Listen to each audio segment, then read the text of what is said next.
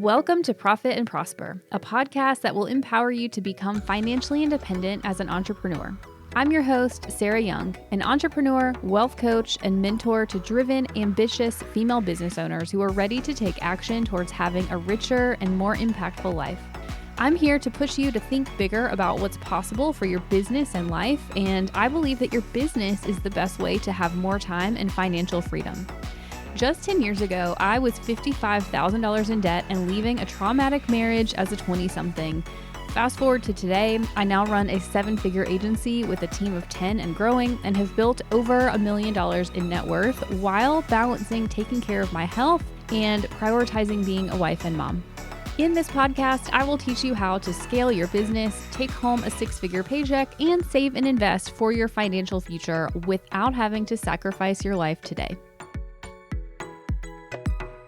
What's up, y'all? Welcome back to the podcast. This is the last episode that is going to come out before the end of 2023, and I cannot think of a better topic, a better interview to listen to ring in 2024 than this podcast episode right here.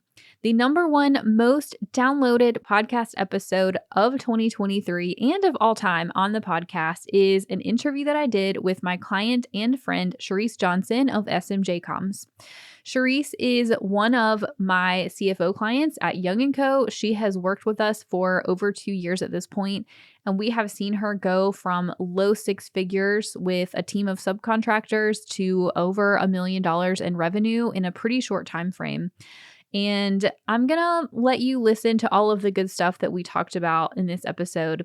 But I just want to reiterate how possible it is for you to do something similar to what Sharise did. Sharise did not implement any crazy strategies. She did not pay for advertising. She just did the basics. Not that what she did was basics, but she did the basics of business exceptionally well. She did her packaging and offers and pricing really well. She has structured her team to work really well. She's a communications expert. So her marketing and sales, she doesn't even have to do much marketing to bring people in because they do such good work. This is just such a great example of what happens when you make the decision, you do the thing, and you just execute really, really well. So I'm excited for you to dive into this episode or revisit it if you listened to it the first time around. And before we jump into this episode, I'm also going to give you another episode. If you would like to dive more into the best episodes of 2023, go check out episode number 70. This was the number one most downloaded solo episode that I did, where I recapped. This was from June of 2023. I hit $1 million in lifetime sales through Young & Co. And I broke down everything for you in that episode of what that looked like year over year, how much I was able to pay myself year over year, what things I invested in each year to get there. So that ended up being the number one most downloaded solo episode of all time on the podcast. Also interesting that in there I'm talking about hitting $1 million in lifetime sales. In Sharice's episode, we're talking about how she scaled to $1 million from low 6 figures within a 12-month time frame. So lots of good stuff to tune into at the end of the year to help you inform 2024 goals, to give you a sense of strategy and actions you can take, hopefully to continue scaling your business. And next time I see you, or I guess next time you tune in, it is going to be 2024. And so I'll just go ahead and wish you a happy new year, and I'll see you guys back here next week and next year. Sharise, thank you so much for being here. Of course, I'm so happy to be here. So first things first, tell me about you and, what you do and how you started your business and why. Yes. Well, first, personally, I'm a wife. I'm a mom to 3 little girls, Faith, Grace, and Joy. Faith is 4, Grace is 2, and Joy is about to be 1. So our house is always chaos and mayhem, but also beautiful at the same time. And I started my career way back when in journalism. As a matter of fact, I had a desire to be a broadcast journalist, to be a reporter on a local news station. When I graduated from college, I did that and moved to Tulsa, Oklahoma at the time, and then quickly realized that was not what I thought it was and was not my calling. So I moved back to my hometown of Atlanta, started working in corporate communications, and then made my way to what I like to call education communications. And I took my first role in this industry at Atlanta Public Schools on the heels of what many people know as the national cheating scandal that Atlanta Public Schools went through.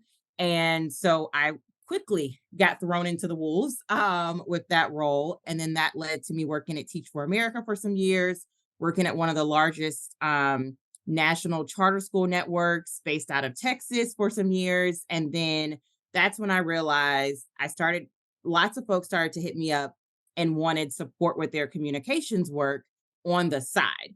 And so when I realized that my side hustle, providing additional communication support for friends and family and former colleagues, was actually bringing in more income than my full time role, I said, wait a minute, something is happening here. And so I made the decision in September of 2019 to actually leave my full time role at the time and step into consultancy as a communications consultant full time. And it was a quick success, which was great. And I was determined that this was going to be my full time gig as an independent consultant. And the demand continued to increase. And when the demand continued to increase, I realized that I needed to quickly grow a team, at least hire contractors at a minimum, but I wanted to be very intentional about how I did that. And one of the things I noticed as an independent consultant in the education comms industry was that I was one of very few people of color in this space, and one of even fewer Black women in this space as well. And so I was determined that as I was looking to hire people and work with people to build out my team, that I wanted my team to reflect the diversity that was missing in the education industry. And so I was very intentional about trying to hire more people of color in this space and help to increase the pipeline of people of color who are very talented and experts in the education sector. And so that's how SMJ Communications was born. And we are a full time strategic communications firm. We're an all remote firm, and we work exclusively with schools, districts, single site charter schools, and nonprofit education organizations to support their strategic communications needs. So everything Yeah. from media and PR to social media, you name it, we help to provide that level of support. Yeah. So I honestly forget that you worked for Teach for America. And not that I forgot, like I Yes. knew that, I just hadn't thought about it in a while. I didn't work for Teach for America. I was a teacher with Teach for America for 2 Mhm. years, which I think is one of the reasons. Like you found me, I think, through our branding photographer, Denise. I feel Yes. like. Yes. And I remember it was like, oh, so I have some understanding of what you do. I think what you said is super important, right? Like you have this mission underlying what you do. I think working for the types of entities that you work for, like you're working for disproportionately kids of color. And so having Mhm. that like Mhm. same the people who do the work for those kids, I think it's important to have Yep. that perspective. So I just think that's amazing. I think you're amazing. Thank you. Thank So yeah, you. like it's almost been 2 years since I met I you. know. I know. Summer, fall 2021. Where were you at that time? And tell me about like what has changed since then. And Yeah. just to sort of lay the foundation for y'all, I'm sure Sharise will not give herself the credit. But in 2021, I mean, growth wise, you were at low mid six figure revenue. Mhm. From 2021 to 2022, I mean, you crossed over a million in 2022. And now in 2023, you took some time to stabilize a bit, Yep. which I want you to talk about what Yeah. happened there and why. But you are on track to well exceed your 2022 revenue despite having taken the time to stabilize. And so just kind of Yep. talk me through like where were you then and what were some of the things that changed to allow you to experience such insanely rapid growth? Yeah. So in summer, fall 2021, I was in a place of one, never having seen that much income for the business in the low, mid six figures range. And also a little nervous about, okay, wait a minute, like this impacts, the amount of taxes I need to pay. I need to make sure I'm paying my employees appropriately, running, managing payroll, and the way that I need to being thoughtful about our finances as a firm so that this can be sustainable. And so I was really in a moment of realizing I can no longer do this myself, and my little Google spreadsheet that I was playing around with was not going to cut it. At the same time, that I was very quickly trying to onboard and hire people to support this work. So there was a lot going on at the same time of me figuring out, okay, how do I make this a sustainable business, and have all of the support pieces in place, but also how do I I can't stop the momentum that we're experiencing right now. So how do I quickly bring people into the fold, acclimate them to the way that we do the work? And so in this moment, I knew that finances just was not my level of expertise. And so that's how we found each other. And it was a match made in heaven. But at the same time, I was also in a moment of bringing people on and actively trying to balance how much of the work I needed to continue to actually do versus what I could start to delegate as well. So there was a lot of growth and lessons learned happening. And then at the same time, naturally, with how quickly I was trying to grow the team, there was also a lot of loss in terms of the team at the same time, because I quickly realized who was a good fit, who was not a good fit, and started to rapidly figure out what was the framework and also the profile or the persona of the type of person and people that we needed to build our team at SMJ Communications. Yeah. I remember you had, I think it was all contractors in 2021. Mhm. Yep. And In 2021, everybody. I remember saying, we need to look at some employees. Exactly. So what I wrote down in terms of what I saw, from my perspective in from late 2021 through 2022, I think there were two key elements that are so crucial for people to understand in growing a business outside of the finance piece. I mean, obviously, you needed support on that front because the Mhm, volume mhm. of cash from 2021 to 2022, I mean, it was what, 30, 40K a month in revenue Yep, to yep, 100K plus yep. a month, like that. Just think for a second about 100K hitting your bank account. If you're not ready for that, that Mhm. can be a shock.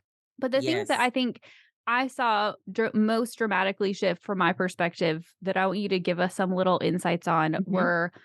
were the way that you structured your offers and pricing and the way that you worked with your clients, I Yep. think was one. Two was the team structure. So shifting from contractors Yes. to employees, hiring some people who weren't a great fit. And then three is in your own self, like you've talked about, Mhm. being able to delegate. So, tell me, I guess start with the way that you structure your offers and pricing. What were some of the things that you shifted there? A couple of things. Prior to 2021 or fall of 2021, we were charging clients hourly, one, which I had to get into a debacle to realize, ooh, this is not going to work. Because there was a client who we were charging hourly, but they kind of had a ballpark investment spot that they wanted to stay at each month. And one month, I mean, they had crisis after crisis after crisis. And so they kept calling on us. And so we're racking up hours. And when the invoice went out, I remember the amount of anxiety I felt in sending out this invoice of oh gosh, what are they going to say? What are they going to think? And I was playing around with the numbers. Okay, maybe we don't charge this many hours. Maybe we tweak these hours a little bit. Maybe I just eliminate my hours altogether, right? As the owner and the CEO. And I was like, no, no, you have to send it. So I sent it, and the client was frankly disgruntled, right? Like, what is this? Why is this so expensive? Why didn't you let us know? And I'm thinking, well, your contract says hourly. This is our hourly rate, and this is what it took to get the work done. But it was that moment that I realized, okay, this is not going to work. It wasn't a good experience for me as CEO. It wasn't a good experience for my team, right? And it wasn't a good experience for the client who had sticker shock at the end of the month. And so that's when I immediately said, we are no longer working on an hourly structure. We are going to work on a retainer structure. That way we can focus on the quality of our work versus the quantity of our hours, and our clients are very clear month to month on what they will be charged, and there's no surprises. And that was a game changer for us. We had happier clients. Our team was happier because We knew, right, the work that we were doing, and we could focus on that work versus focusing on the hours. And quite frankly, our work product and the quality of our work dramatically increased because we were able to really focus on what we were doing and not how quickly or slowly we had to get it done. And so that was a game changer for us. At the same time that I did that, it also helped to really streamline what our offerings were. Because at this point, if you had looked at our clients, we had multiple clients and everybody had a different price point. Everybody initially had a different retainer based on, where we were that month, what we had talked about, what we needed in terms of growth and what our targets were financially. And I realized this isn't sustainable either, right? There were some people who were paying very little for a lot. There were some people that were paying a lot for what seemed very little. And so we needed to streamline what we were charging clients across the board. And so we did that. And so we switched from just random retainers to 4 packages. And so we color coded them based on our branding. And we had a pink package, a gold package, a teal package, and a purple package. And that aligned with the level of support and the types of services that you would receive from our team from month to month. It also helped us realize from our operations and HR perspective who we needed to staff on the team, right? What level we needed in terms of if we needed a director or a VP on this particular account.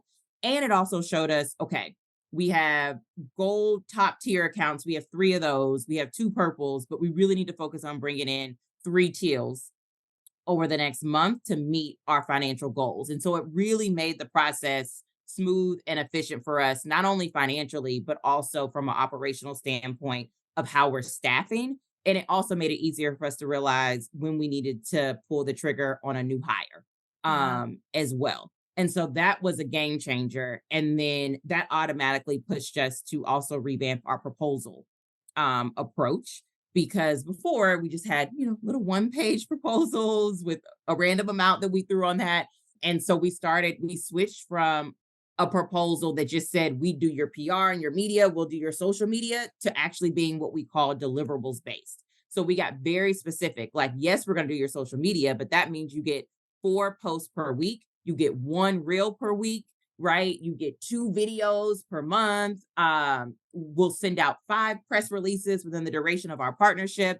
And that made it even clearer to our clients and to us in terms of what they can expect to receive and what we were going to deliver. And that was another game changer for us. So I would definitely say switching from hourly to retainer base, getting a very clear proposal process in place, and switching from just offerings to actually deliverable based contracts and structures within our work. And then in addition to that, streamlining our offerings from just random retainers to 4 different packages that folks could choose from really changed the game for us in terms of how we showed up in our work, but also just overall client and customer satisfaction as well. Yeah. So you went from hourly billing, doing anything and everything they needed to let's get specific about what you Mhm. actually need and what the client's goals are.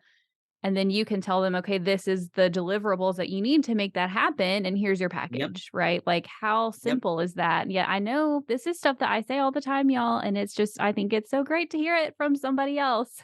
Like, how did clients take it?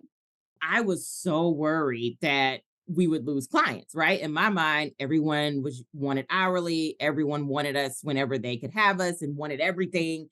And what I realized is the moment we made that change, clients were totally fine. Oh, yeah, that's fine with us. And it was all about how we framed it, right? It wasn't, oh my gosh, we're making this big change, alert, alert. It was, hey, we want to make sure that we're being great stewards of your time and your investment.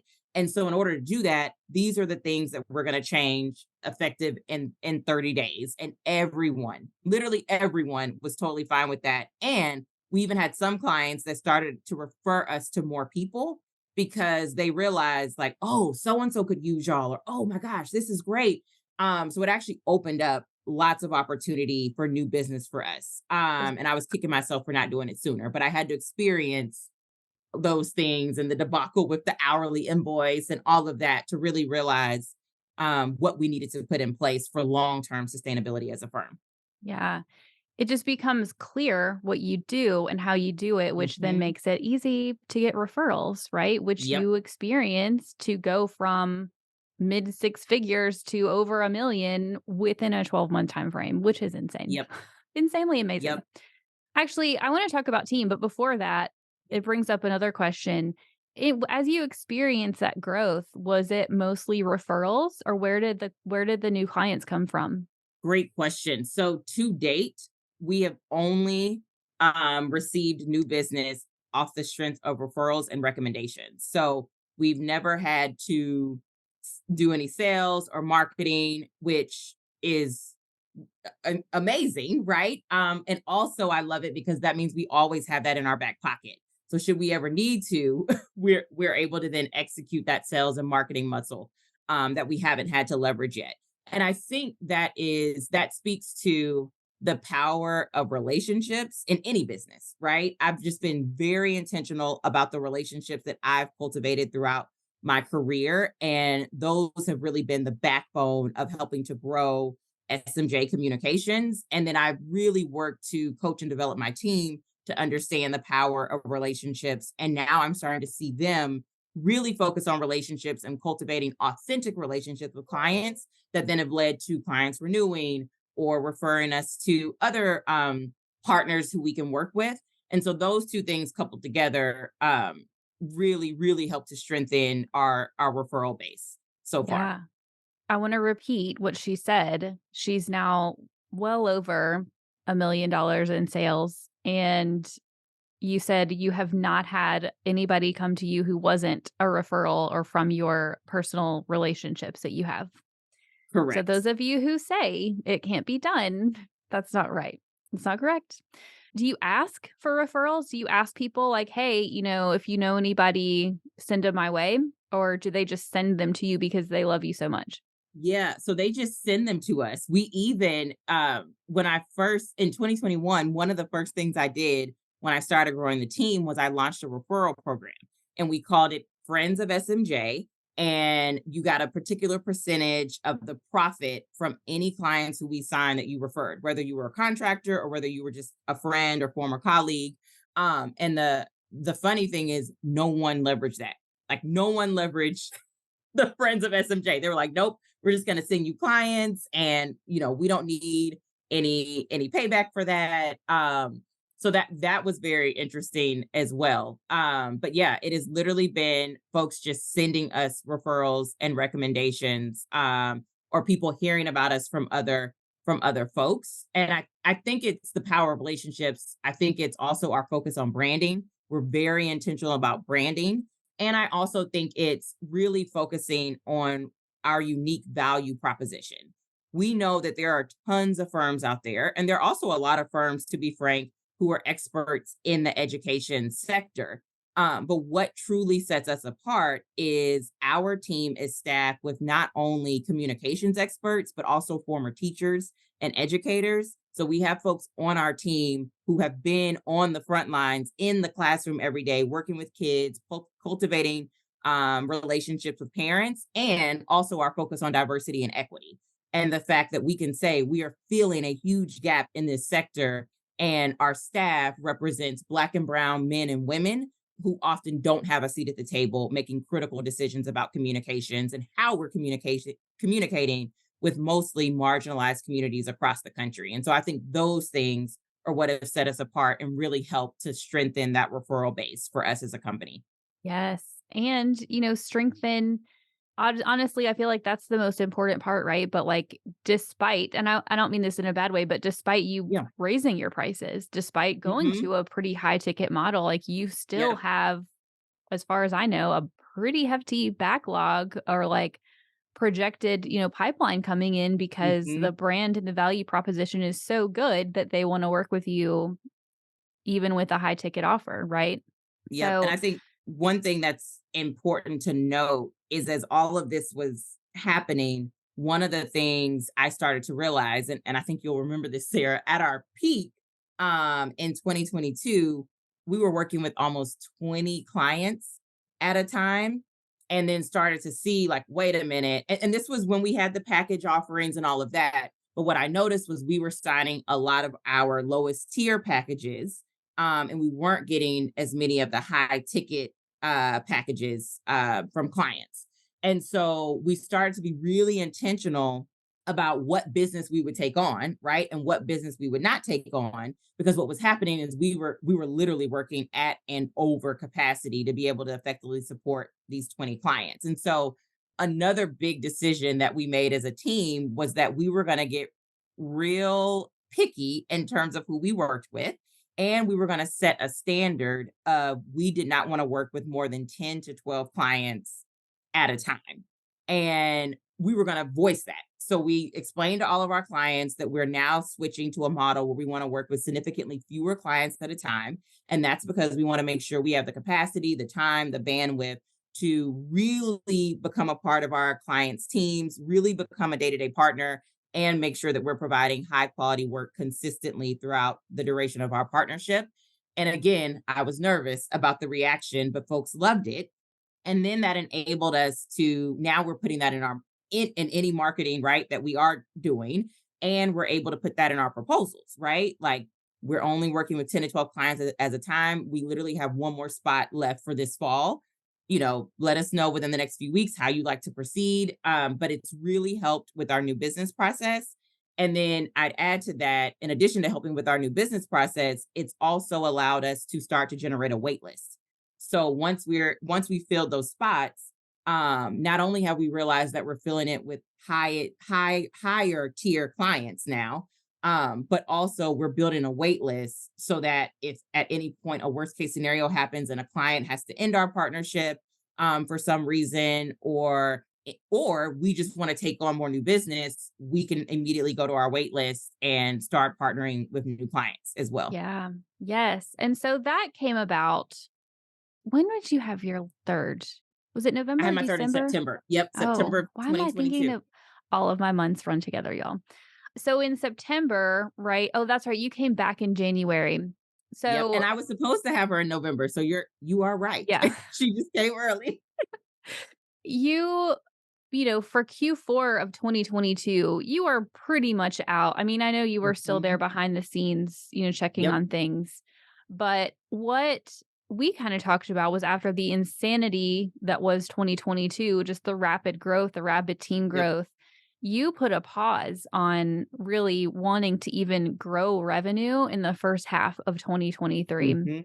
because you needed, for one, like having your third recovering from that, like, everybody needs to be able to pause, and Yep.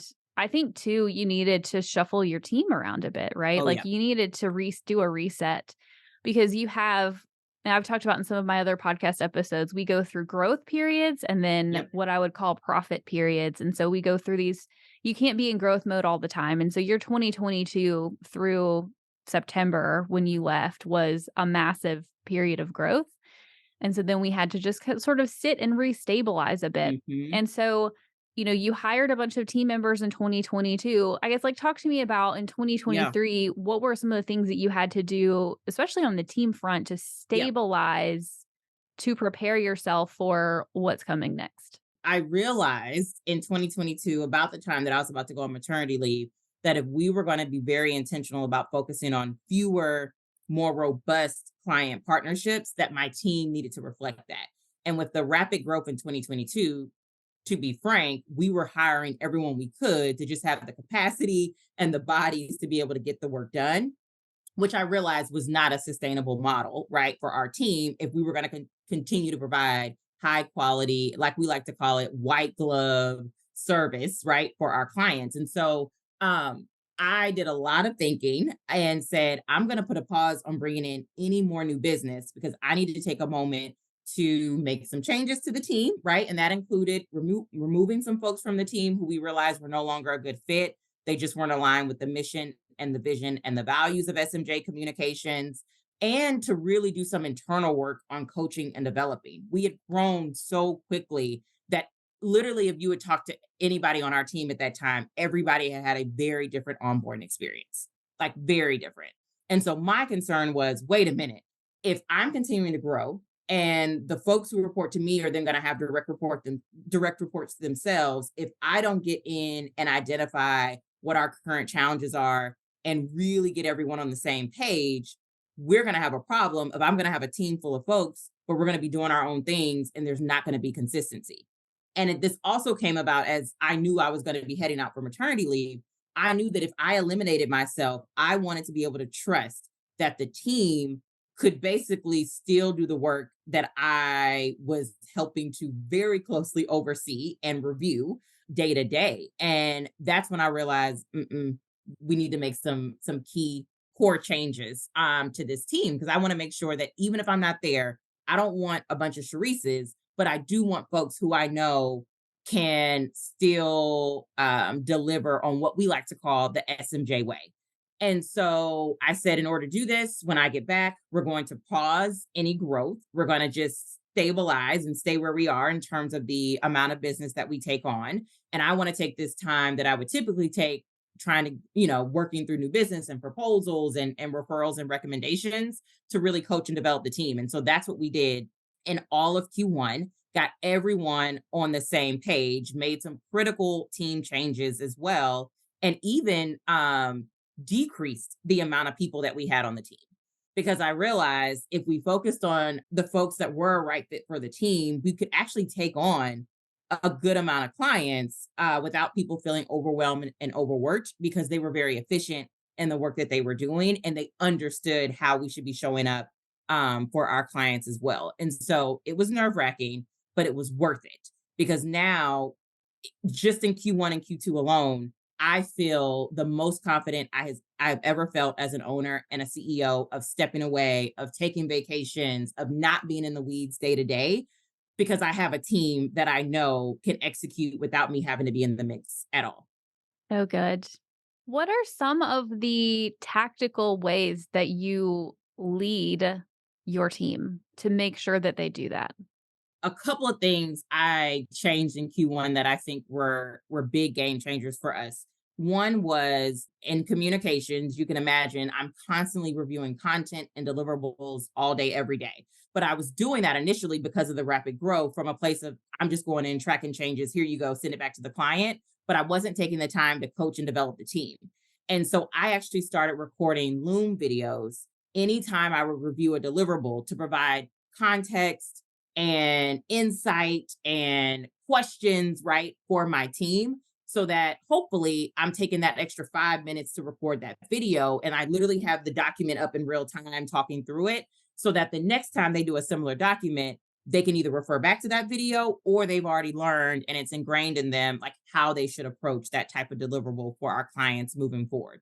So that was huge. So just finding those extra moments to really be intentional about the feedback that I was providing to the team.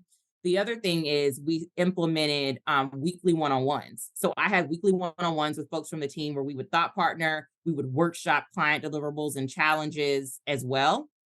And then we also put in an internal brainstorm structure across the team. So every Monday, they have office hours with our project manager.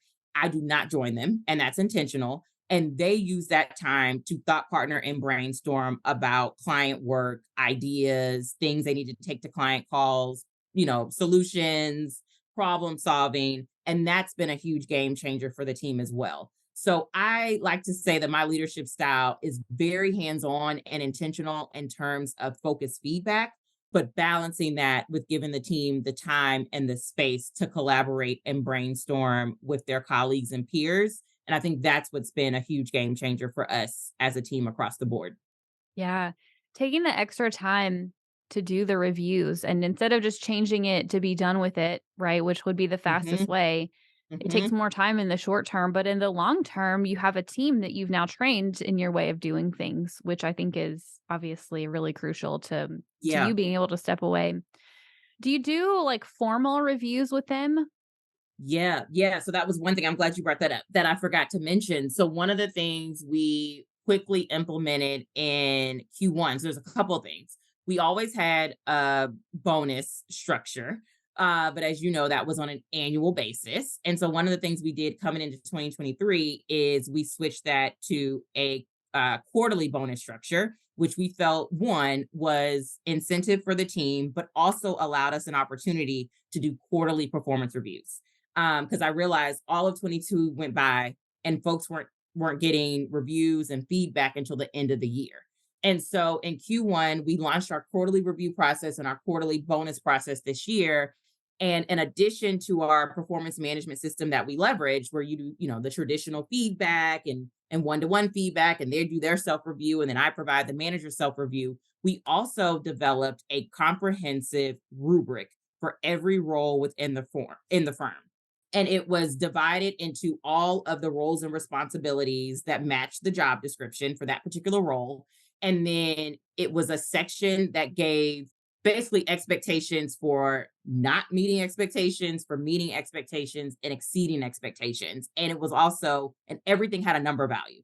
So we were able to go through as HR and ops and mark where people landed in each of those roles and responsibilities. And then at the end, we got a total number that told us whether or not they were meeting, not meeting, or exceeding expectations. This was critical because we had some very tough conversations across the team, but folks really were able to see in a very different way. Oh, so when you say I need to work on this, like this is what you mean, or this is how I move from not meeting expectations to exceeding expectations. And so the conversations were tough, but the team was so receptive to it. They said for the first time in their careers, for most of them, they had never received that much feedback and that much, that level of clarity in the feedback during their performance reviews. And what we saw, and this is like hot off the press as of last week, is that when we did Q2 performance reviews at the end of Q2 just a week ago, when I say literally the full team jumped leaps and bounds from where they were in quarter one, it was incredible. And I think that speaks to them getting really clear feedback, a rubric that really defined what they needed to do to move to the next level, and very clear benchmarks as well. And then using that one on one time and the feedback time that I'd already put in place in Q1 to really speak to those things specifically in their areas of opportunity, as we like to call them, not areas of improvement. And so that was a huge thing for us too. That's such a good tactical tip. I actually don't even think I realized you did the whole rubric thing. I need to do that. I need somebody to make it for me. Yep. Um, yeah, on the quarterly bonus thing, like that's something I always like to recommend to people Hmm. because, I feel like from the corporate world, we're used to doing annual bonuses. At least I was. And for me, I find like number one, I see with a lot of clients, they just give out money, just like, oh, here's a Hmm. bonus. And it's not tied to any sort of achievement. And I'm like, no, no, like this is an incentive. We want to incentivize the things that you need for your team to be doing. And so we're tying it to actual metrics of like what it's different for every business, right? But like Hmm. what are the things that define success for them and their bonus is based on that. And then paying it out quarterly in quarterly increments ties it so much more closely. So like when they do a great job in Q1, they get money in Q1. Like they Hmm. get incentivized. And so I think rather than waiting until a full year later, they get that incentive close, which I think is crucial. And on the rubric thing, I mean, I think it sounds like, oh wow, that's a lot. But when it comes to team, I feel like as a person in my corporate life, I had over 20 people on my team. Hmm. Now I've got 6, I think, and I don't know how many you have. Double that easily. Yeah. A lot. But, like, communication is like, clear communication because as when you have a team, like, you are the leader, and I think Hmm. sometimes we forget that we get into business owner land, and we wanna go off and, Yep. like, do our business owner stuff, but, like, you are a leader, and so leaders communicate clearly Yep. what your expectations are, and so I think all of those are, like, such good tips. We could keep going about this, but I know. I have other things I wanna talk about, and I don't wanna make this, like, a 2-hour-long podcast episode. So I appreciate you sharing that.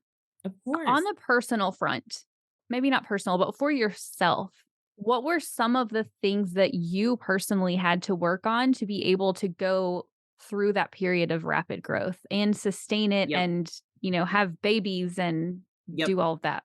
I would say in that period of rapid growth, one of the things that I was so frustrated about is I felt like, I mean, I was clearly overworking, stress, drained at any moment, anxiety, depression, you name it. It was all coming up and happening just because of that rapid growth, how quickly I grew a team. And I was like, wait a minute, like I have to work, right? And I have to get the job done and we have to deliver.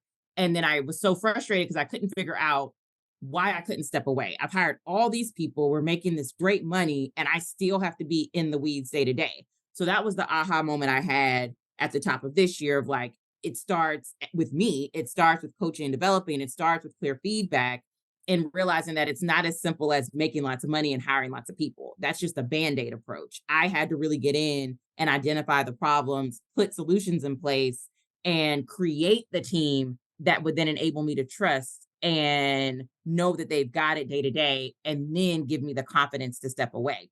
And in order to do that, as crazy as it sounds, I thought the solution to continue to grow and show up as a great leader was for me to work hard. Somewhere in my life, something happened. I saw something, and I was told that lots of money was equaled hard work, like lots of hard work, right? And so I felt like if I wasn't stressed, wasn't overwhelmed, wasn't anxious, wasn't working all hours of the day, I told myself it was actually imposter syndrome, that I didn't deserve this level of money or this successful business.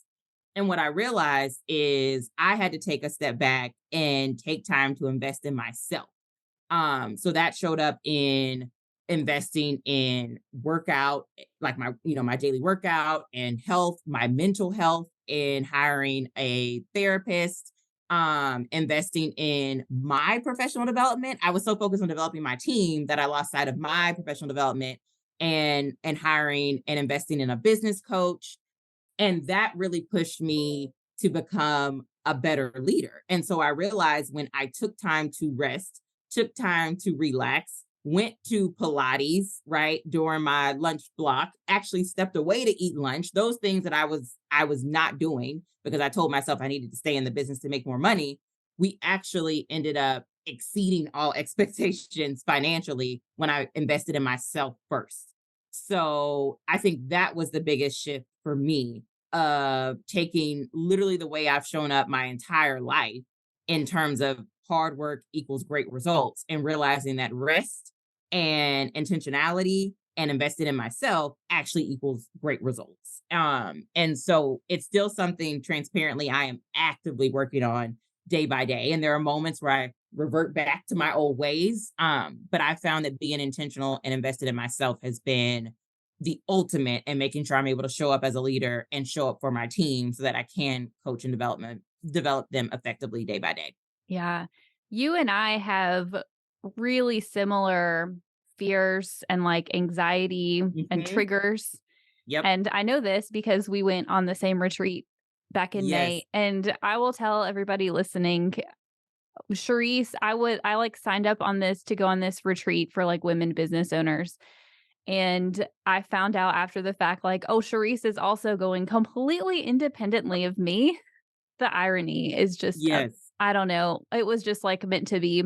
Yeah. I was like, okay, so I have a client going on this retreat, but you and I we talked about it there, like just a lot of like really similar like triggers. And I know a Mhm. lot of people listening have the same fears and the same mindset of like working hard equals Mhm. success because we're all taught that, right? And Exactly. so I think understanding that, like, ironically or not ironically, but counterintuitively, you stepping back, you pulling back and putting more time into yourself takes away the limitations on your business because it enables you to Mhm. show up in the time that you do put into your business and be that much more effective of a leader, I think is so, so crucial. So I'm really glad you said that.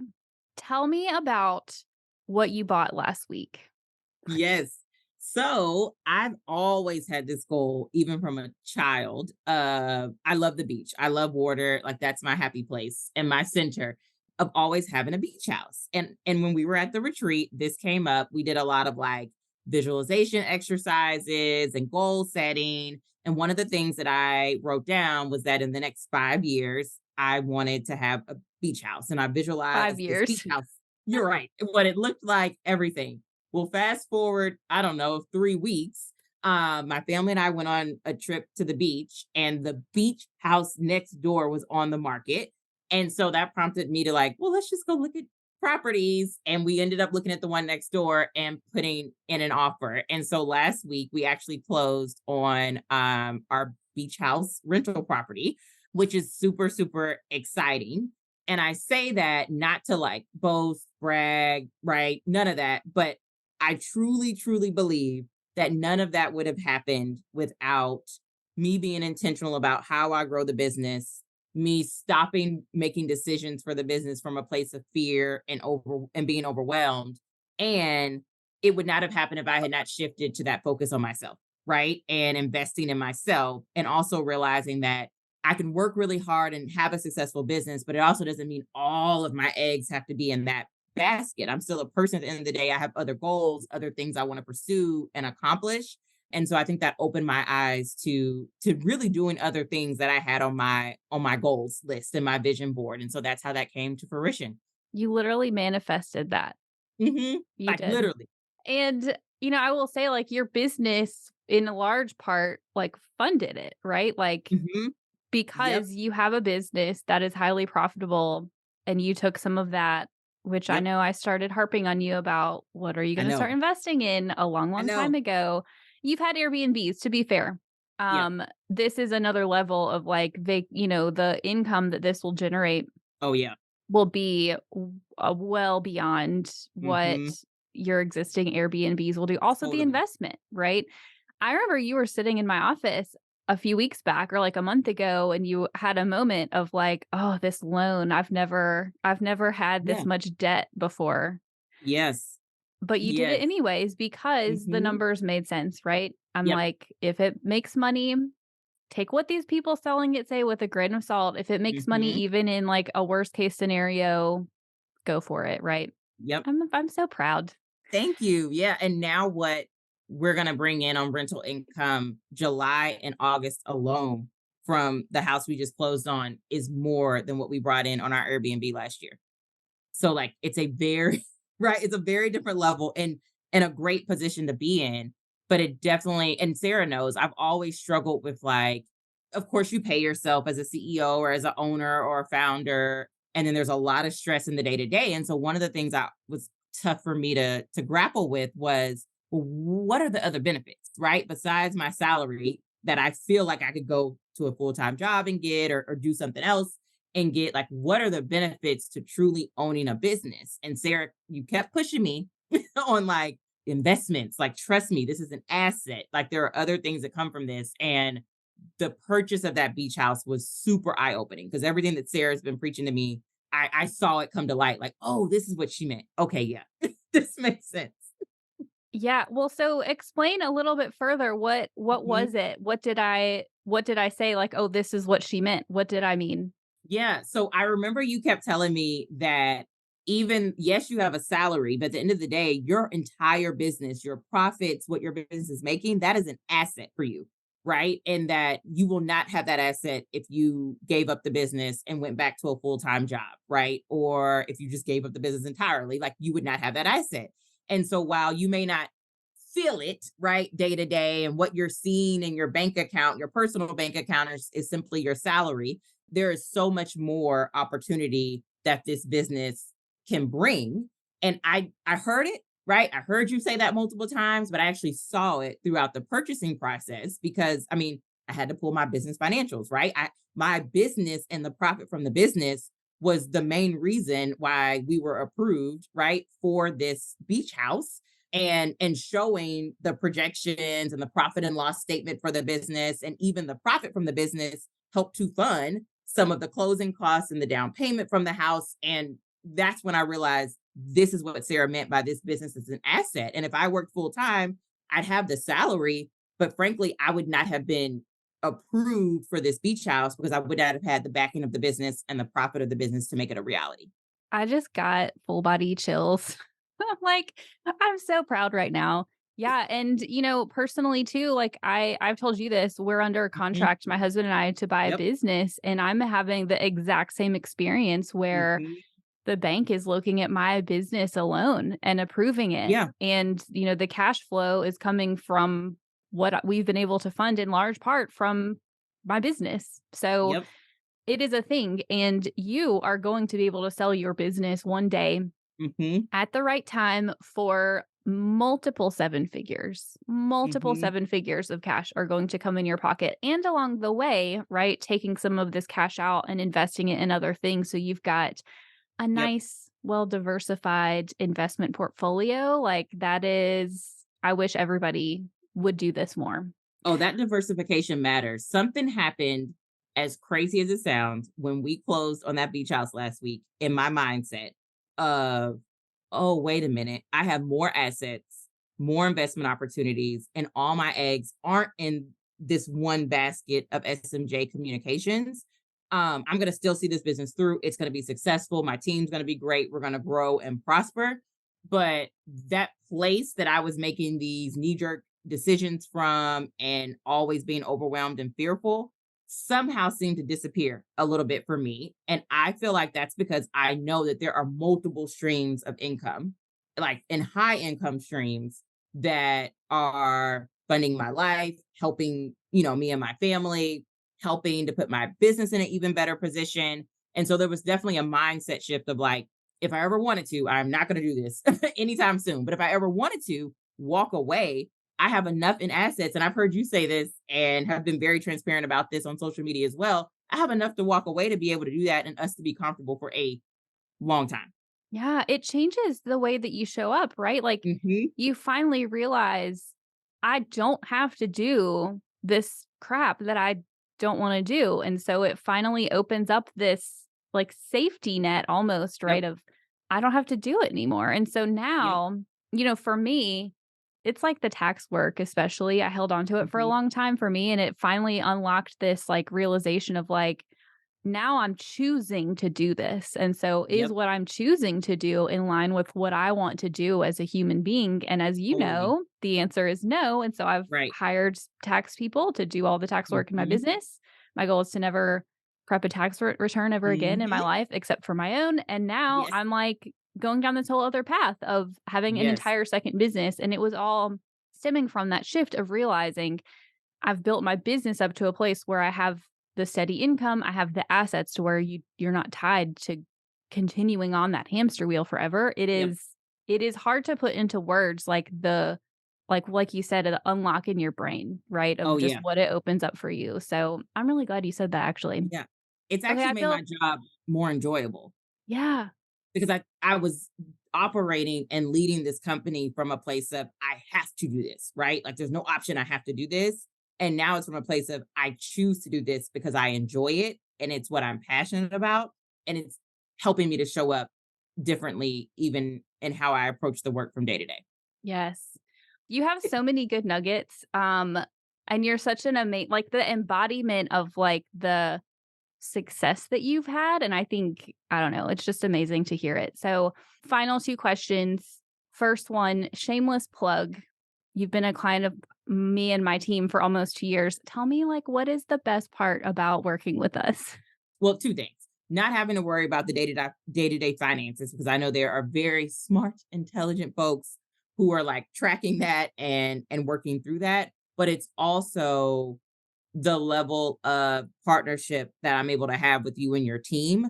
And it's not just like, okay, here are the numbers, right? Here's your profit, like here's what you made, go forth and conquer. It's let's sit down and strategize and thought partner and how are we going to move money, where's the best place, how much do we need in savings, what should we be investing in.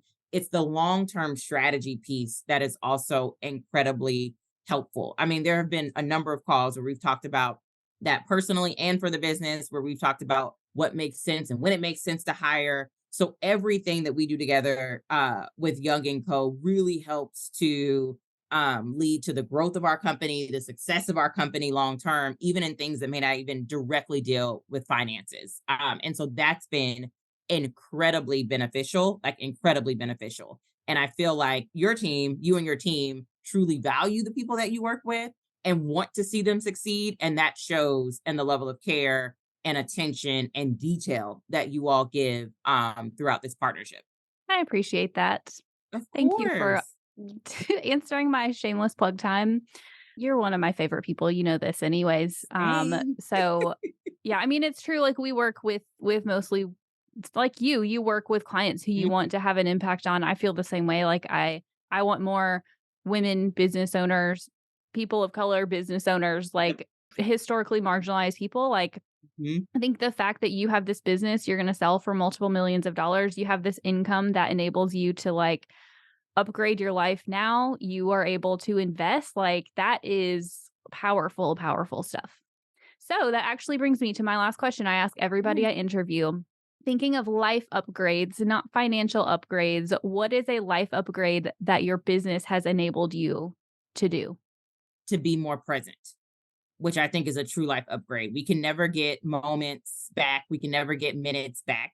And I feel like the majority of my life, I have been in this hamster wheel of never ending work and overwhelm and to do list.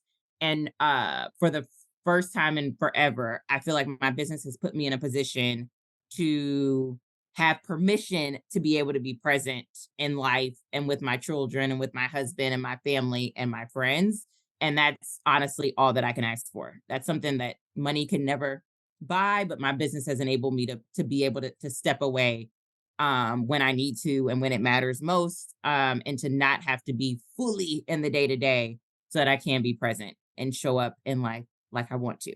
Yeah, so important. I think especially as a mom, I remember in my corporate life, just everybody who had kids was like always working, like picking them up late Hmm. from daycare and like almost bragging about it. And I remember Right. I was pregnant and I was like, I'm not doing this. Like, there's Hmm. nothing that's going to be more important than time with my kid. And I can be successful and do both. And I think having a Exactly. business that enables you to do that is amazing. I am so grateful for you, sharing all of this. I think just hearing the way that you talk about your business, the way that you think, I think hopefully you're hearing the action that Sharise takes, like her time from seeing a problem and finding a solution and implementing the solution is quick. That's one of the things that makes you successful is being able to just run with things. And you heard her even say in the offers and the team, like she didn't get it right the first time, but she kept Hmm. going until it works and will continue to iterate that process. It's a never Yep. ending process of It is. working on your strategy and working on yourself too, right? Like we all just constantly have things we need to work on too. So I appreciate you sharing. I just think it's so important to Yes. hear all of the behind the scenes. There's so few women who make it to the level you've made it to. I think it's just amazing to share your story. So I'm so Thank you. grateful. Thank you. And thank Where you for being a huge part of this story Yes, as well. I'm glad I was too. It's really fun to Yes. watch. Where can people find you and connect with you and follow your journey? Yes. So I'm on Instagram, Threads, all the things at Sharise M. Johnson. And then our firm is at SMJ Comms. So SMJCOMMS. And then our website is smjcomms.com. Go follow along. And we didn't even talk about you have your nonprofit stuff you're I doing and all know. these things. Like, go follow along. She's doing some Yes. amazing stuff. Thanks for listening to this week's episode. Listening and learning is great, but implementing what you learned is even better. So, what's one thing you can do this week to make more money in your business, save for your financial future, and start living your most prosperous life? If you found this episode helpful, please leave a review on Apple Podcasts and share with a friend because it helps me reach more amazing female entrepreneurs like yourself. See you in next week's episode.